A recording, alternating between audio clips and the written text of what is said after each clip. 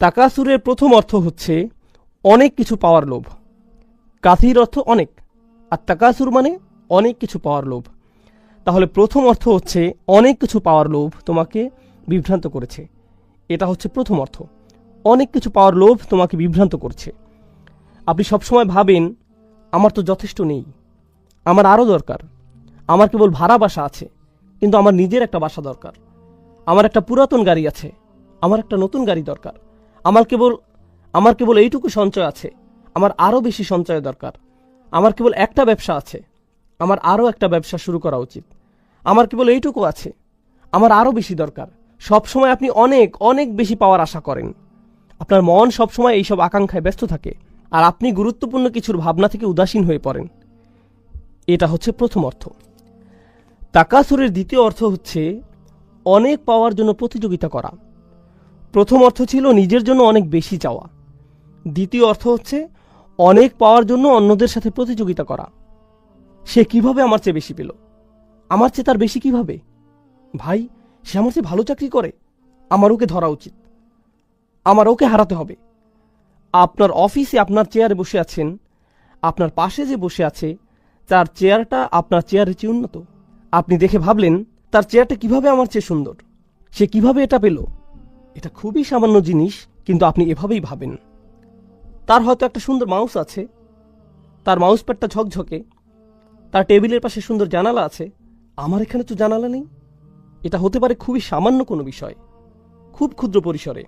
একজনের চাকরি হয়তো বিল্ডিং পরিষ্কার করা, তার ঝাড়ুটা হয়তো পরিষ্কার। আরেকজন দেখে ভাবল ভাই রে, তার ঝাড়ুটা আমার চেয়ে সুন্দর। আপনি অন্যের সাথে সবসময় নিজের তুলনা করেন, সবসময় নিজের গাড়ির সাথে অন্যের গাড়ির তুলনা করেন, আপনার বাড়ির সাথে অন্যের বাড়ির, আপনার জামা কাপড়ের সাথে অন্যের জামা কাপড়ের, আপনার সম্পদের সাথে অন্যের সম্পদের তুলনা করেন, আর এটা আপনাকে বিভ্রান্ত করছে। প্রথম বিষয়টি ছিল আপনি নিজে অনেক কিছু চান। দ্বিতীয় বিষয়টি হচ্ছে আপনি সবসময় অন্যের সাথে নিজেকে তুলনা করেন। অন্যের সাথে নিজের তুলনা করার এই মনোভাবটি সবসময় আপনাকে ব্যস্ত রাখে। বলে রাখি, এই মনোভাবটি সামাজিক আচার অনুষ্ঠানেও প্রকাশ পায়। তাদের বিয়ে এরকম ছিল, তাহলে আমাদের বিয়ে কেমন হবে? আমাদের পরিবারের বিয়েটা তাদের চেয়েও জাঁকজমক হতে হবে। তারা এই হল ভাড়া নিয়েছে, আমরা এর চেয়েও দামি হল ভাড়া করব। এত এত ভাড়া দিয়ে তাদের বিশাল অঙ্কের ঋণ হয়েছে, আমরা এর চেয়ে বেশি খরচ করে তার চেয়ে বিশাল অঙ্কের ঋণ মাথায় নিব। তাই না? মূল বিষয়টা হচ্ছে এই প্রতিযোগিতা সব সময় এমন হয়, এটা সব সময় হয়। আর হ্যাঁ, এটা তো অমুসলিমদের মধ্যেও হয়ে থাকে। এটা তো শুধু মুসলিমদের মধ্যেই হয়, অবশ্যই তা নয়। আল্লাহ এখানে সমগ্র মানুষের সাথে কথা বলছেন। কে প্রমোশন পেতে চায়?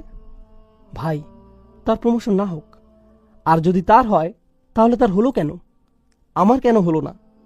যখন অন্য একজনের প্রমোশন হয় তার মানে এই না যে আপনি কম পাবেন, এরপরেও আপনার বাসায় খাবার থাকবে। কিন্তু এটা মানুষের প্রকৃতিগত স্বভাব। এমনকি এটা বাচ্চাদের মধ্যেও হয়ে থাকে, বাচ্চাদের মধ্যেও হয়ে থাকে। মনে করেন আপনার দুইটি বাচ্চা আছে, এদের একজনের খাতায় তার শিক্ষক স্টার দিয়েছেন, আর অন্যজনের খাতায় স্টার দেননি। তিনি হয়তো অন্য কারো খাতায় দিয়েছেন। আপনি হয়তো বাচ্চাদের নিয়ে গাড়ি করে বাসায় ফিরছেন, সে বলল আমি একটা স্টার পেয়েছি। অন্যজন হতাশ হলো, আমি কিছুই পাইনি। এখানে লক্ষ্য করার বিষয় হলো, সে স্টার পাক বা না পাক, প্রথম শিশুটি কি এতে কষ্ট পেয়েছে? পায়নি। কিন্তু ইতোমধ্যেই তার মধ্যে কি দেখা যাচ্ছে? প্রতিযোগিতার মনোভাব। তার যা আছে আমারও তা চাই, সে যা পায় আমি যেন তাই পাই। এটা একটা স্বাভাবিক প্রবৃত্তি। তাই আল্লাহ আজ্জা জাল্লা এই আয়াতে এই মনোভাবটির প্রতি ইঙ্গিত করেছেন। তাহলে প্রথমটি ছিল বেশি চাওয়া, দ্বিতীয়টি হচ্ছে বেশি চাওয়ার ক্ষেত্রে প্রতিযোগিতা করা। এটা হচ্ছে দ্বিতীয় অর্থ। আসুন এবার তৃতীয় অর্থটি জানি। তৃতীয় অর্থটি হল বেশি পাওয়ার কারণে অহংকার করা, আর তাফাখুর মা আত-তাকাসুর। আপনার অনেক থাকার কারণে গর্ব করা। অর্থাৎ যখন কেউ আপনার কাছে আসে, সে হয়তো কোনো কিছু নিয়ে কথা বলছে, আপনি হুট করে বলে বসলেন, ও হ্যাঁ, আমি তো ওখান থেকে গ্রাজুয়েশন করেছি। ওহো, বলে রাখি, এই গাড়িটা আমি মাত্র 2 মাস আগে কিনেছি, খুব ভালো দামে পেয়েছি, মাত্র 37 লাখ, ইত্যাদি ইত্যাদি। সে কি আপনাকে জিজ্ঞেস করেছে আপনার গাড়ি আছে কিনা? সে তো জিজ্ঞেস করেনি, কিন্তু কোনো কারণ ছাড়াই আপনার তাকে বলতে ইচ্ছে হয়েছে। কারণ তাকাসুর থেকে আমরা বুঝতে পারছি এটা কেবল এমন নয় যে শুধু আপনার থাকলেই হবে, বরং আপনি অন্যদেরকে এটা বলতে স্বাচ্ছন্দ্য বোধ করেন। আপনি অন্যদের জানাতে চান যে আপনি খুব ভালো চাকরি করছেন, আপনার এটা আছে, ওটা আছে। তাহলে 3টি বিষয় হলো, তাই না? এবার আসুন 4র্থ বিষয়ে। আরবিতে বাবে তাফাউলের 2টি বিষয় রয়েছে। এতে আছে মুফাআলা, যার অর্থ মানুষ একে অপরের সাথে প্রতিযোগিতা করছে। আমরা এটা জেনেছি। তাকাসুরের 4র্থ বিষয়টি হচ্ছে এমন কিছু যা ভাগ করে নেওয়া যায়। তাআওয়ানু, শুধু প্রতিযোগিতা নয়, বরং একে অপরের সহযোগিতা। 4র্থ বিষয়টি থেকে বোঝা যায় আপনাদের সবারই এটা আছে। আমাদের সবারই বেশি পাওয়ার আকাঙ্ক্ষা আছে। এমন নয় যে একজনের নেই অপরজনের আছে। আমাদের প্রত্যেকেরই বেশি পাওয়ার আকাঙ্ক্ষা আছে। আমাদের প্রত্যেকেরই এটা আছে। আর অনেক অনেক বেশি পাওয়ার আকাঙ্ক্ষাই, একে অপরের সাথে প্রতিযোগিতা করার ইচ্ছাই আমাদের সবাইকে এক করেছে। বলে রাখি, এটা এমন একটি সার্বজনীন বিষয় যা বিভিন্ন ধর্মের, ভিন্ন বর্ণের, ভিন্ন জাতির, ভিন্ন বয়সের মানুষকে এক করেছে। আমরা অনেকভাবে আলাদা হতে পারি, তাই না? কিন্তু আমাদের সবার মধ্যে কোন জিনিসটি সার্বজনীন? আমরা বেশি চাই। আমাদের যা আছে আমরা তার চেয়েও বেশি চাই। আমাদের যা আছে তাই নিয়ে আমরা সুখী নই। আর আল্লাহ বলেন, এই মনোভাব, এই চিন্তা প্রক্রিয়া আপনাকে বিভ্রান্ত করেছে, আপনাকে ভুলিয়ে দিয়েছে। কিন্তু আরবিতে যখন ইলহা শব্দটি ব্যবহৃত হয়, তখন এই প্রশ্নটি চলে আসে যে কিসের থেকে ভুলিয়ে দিয়েছে? আচ্ছা, বুঝলাম আমাকে ভুলিয়ে দিয়েছে। আপনি যখন আমাকে ভুলিয়ে দিয়েছে বলেন, স্বাভাবিকভাবে একটা প্রশ্ন চলে আসে, কিসের থেকে ভুলিয়ে দিয়েছে? আমি কাজের কথা ভুলে গিয়েছি, আমি স্কুলের কথা ভুলে গিয়েছি, আমি কিসের কথা ভুলে গিয়েছি? এটি জানতে হলে আরবিতে একটি আন যোগ করতে হয়। আমি আপনাদের যে আয়াতটি বলেছি, লা তুলহিকুম আমওয়ালুকুম ওয়ালা আওলাদুকুম, এরপর আল্লাহ যোগ করলেন আন যিকরিল্লাহ। আপনার সম্পদ ও সন্তান যেন আপনাকে ভুলিয়ে দিতে না পারে। কিসের থেকে? আল্লাহর স্মরণ থেকে। এখানে কিছু একটা থেকে বলা হয়েছে, এখানে বাড়তি তথ্য যোগ করা হয়েছে। এই তথ্যটি দিয়ে আপনাদের উত্তর দেওয়া হয়েছে। এখন এই সূরায় আল্লাহ আযজা জাল্লা আন শাইইন বলেননি। তিনি কি বলেছেন? আমাদের ভোলার ব্যাপারে তিনি কি বলছেন? এখানে তিনি উন্মুক্ত রেখেছেন। উন্মুক্ত রাখার মাহাত্ম্য হচ্ছে এটা ইতলাকে পরিণত হয়েছে, এটা শর্তহীন হয়েছে। আপনি নিজে খুঁজে বের করুন। আল্লাহ চান যেন আমরা নিজে খুঁজে বের করি আমরা কি থেকে ভুলে আছি। কিছু আলেম মন্তব্য করেছেন, প্রথমত আমরা সত্য থেকে ভুলে আছি, যে আমাদের সত্যের পথে ডাকছে, আমরা তার প্রতি উদাসীন আছি। সে আপনাকে গুরুত্বপূর্ণ কিছুর প্রতি ডাকছে। ভাই, আমি কাজে ব্যস্ত আছি। কেউ আপনার কাছে এসে বলল, ভাই চলো আমরা কোরআন থেকে কিছু শিখি, চলো আমরা নবী সাল্লাল্লাহু আলাইহি সাল্লামের সুন্নাহ থেকে কিছু শিখি। ভাই, আমি এখন ব্যস্ত। আর আল্লাহ তাআলা বলছেন, আপনার এই ব্যস্ততা আসলে কেবল উদাসীনতা, আর এটাই আপনাকে সত্য থেকে দূরে রেখেছে। এটা আপনাকে সত্য থেকে দূরে রেখেছে। এটা একটা মন্তব্য, সত্যের প্রতি উদাসীন থাকা।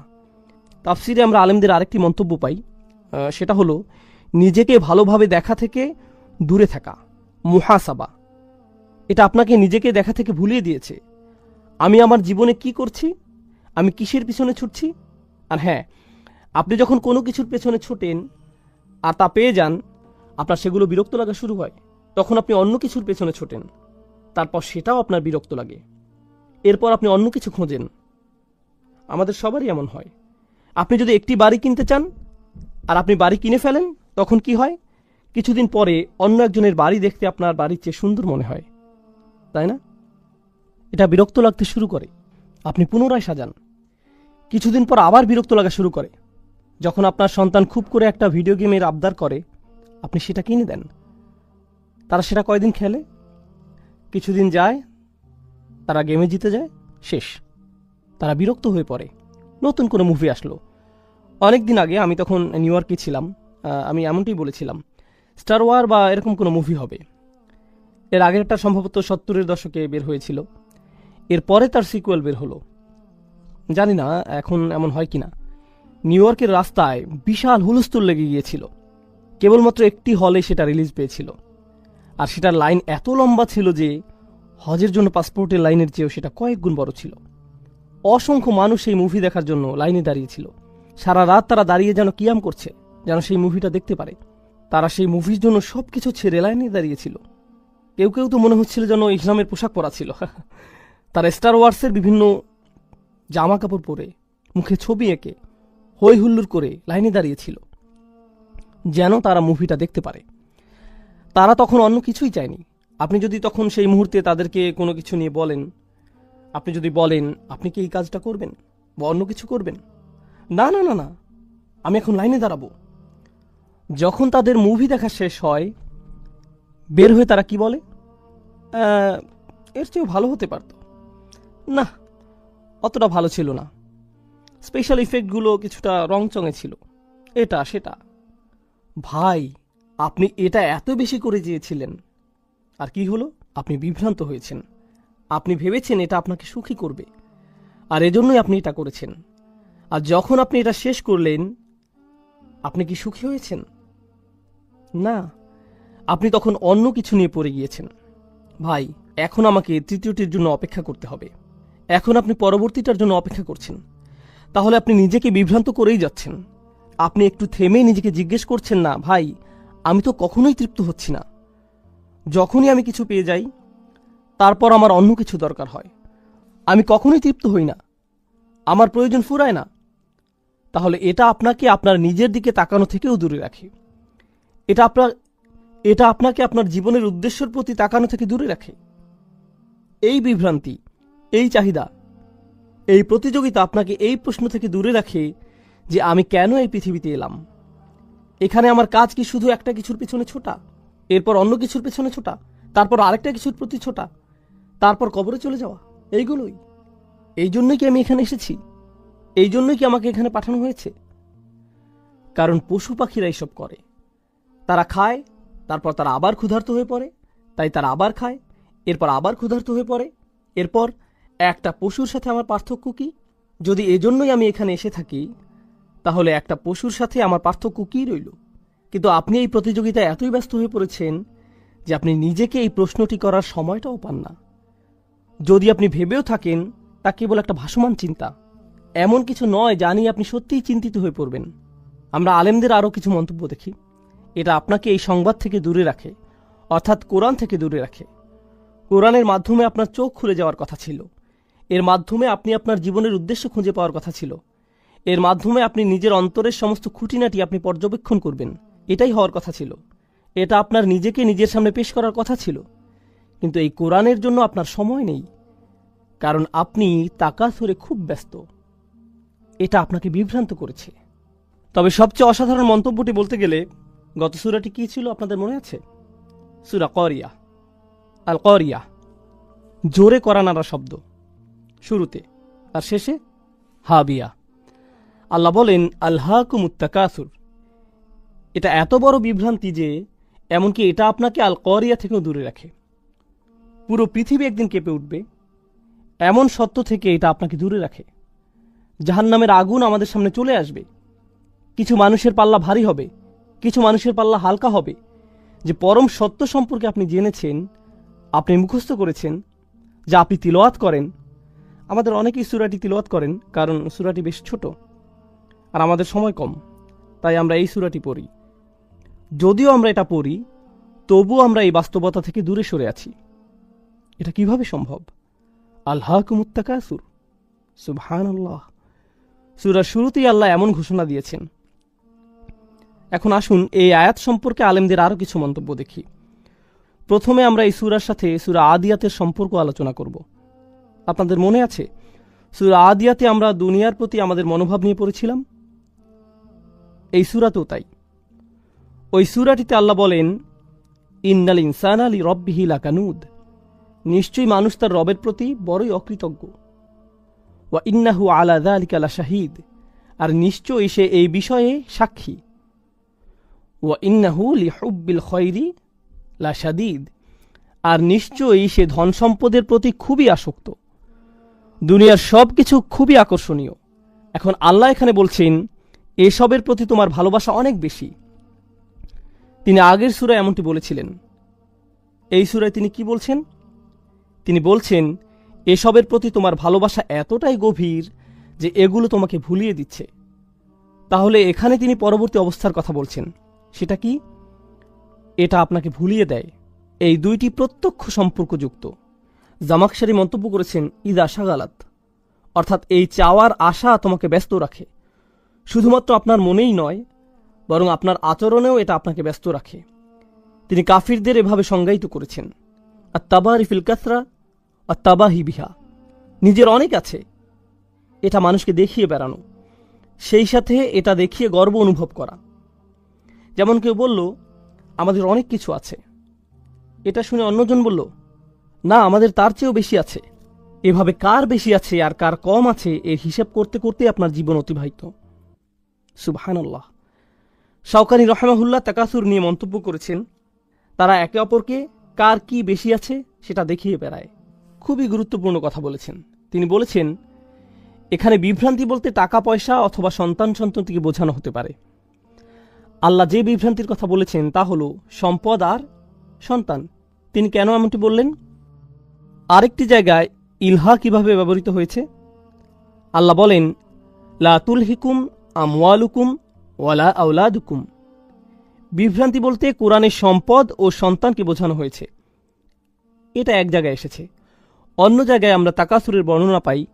সূরা হাদীদে আল্লাহ বলছেন, তাকাসুরুন ফিল আমওয়ালি ওয়াল আওলাদ।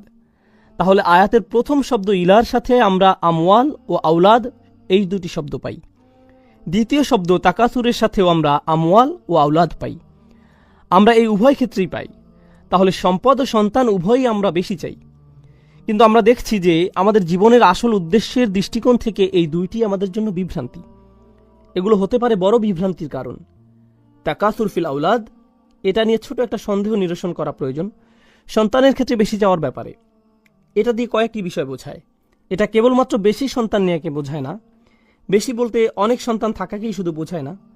আমরা এমন একটি সময় আছি যখন মানুষ চিন্তা করে যে বেশি সন্তান নেওয়া অর্থনীতির পক্ষে ক্ষতিকর, তাই না?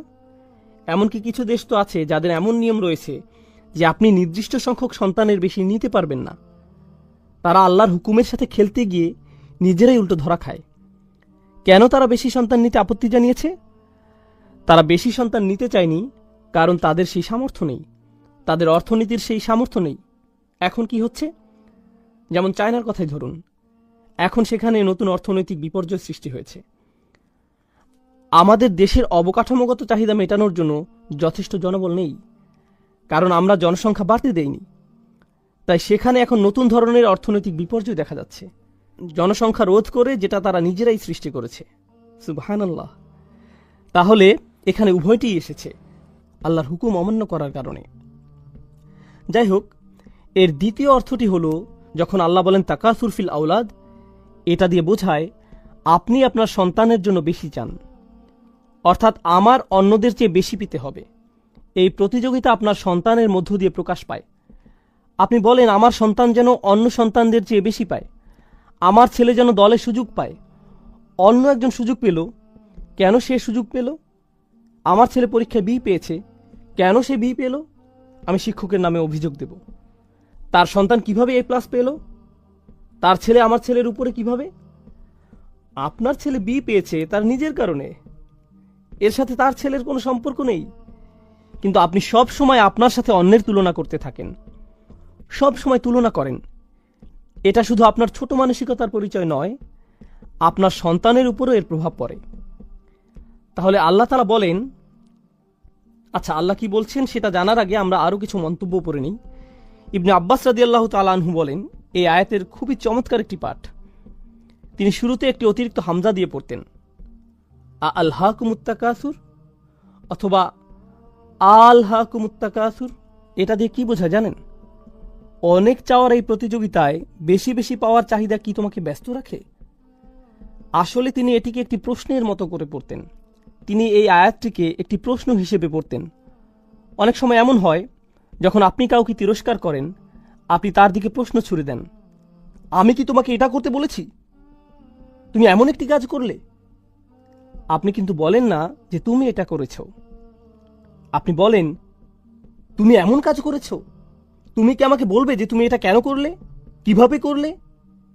আপনি এইভাবে প্রশ্ন ছুড়ে দেন, যেন এটা একটা জাজার, মানে কাউকে তিরস্কার করা, কাউকে ভর্ৎসনা করা। ইবনে আব্বাস রাদিয়াল্লাহু তাআলা আনহু আয়াতটিকে এভাবে পড়তেন। আবু মুসলিমের মন্তব্যটি আমরা আগে পড়েছি। তার মন্তব্যটি মূলত ছিল এমন যে এটা মানুষের মধ্যে ভাগ করে নেওয়া যায়। তাহলে আমরা এটা জানি ইনশাআল্লাহ তাআলা। প্রথম আয়াতের ব্যাপারে আমরা সর্বশেষ কোরআনের আরেকটি জায়গায় দেখব, যেটা আছে সূরা কাহফে। আলহাকুমুত তাকাসুরের একটি সুন্দর ব্যাখ্যা। আপনারা তো দুই কৃষকের গল্প জানেন, যাদের একজনের ছিল একটি ছোট বাগান, অন্যজনের ছিল তার চেয়ে বেশ বড় একটি বাগান। সে কিভাবে তাকাসুর প্রকাশ করল? সে গরিব কৃষককে বলল, ধনী কৃষক গরিব কৃষককে বলল, আনা আকসারু মিনকা মালান ও আজু নাফারা, সম্পদের দিক থেকে আমি তোমার চেয়ে বড়, জনবলের দিক থেকেও আমি তোমার উপরে, আমার অনেকগুলো সন্তান আছে যারা আমার ব্যবসা দেখছে, তোমার দেখার মতো কেউ নেই, তুমি একা। সে বলল, নাহনু আকসার। অপরজন বলল, নাহনু আকসার।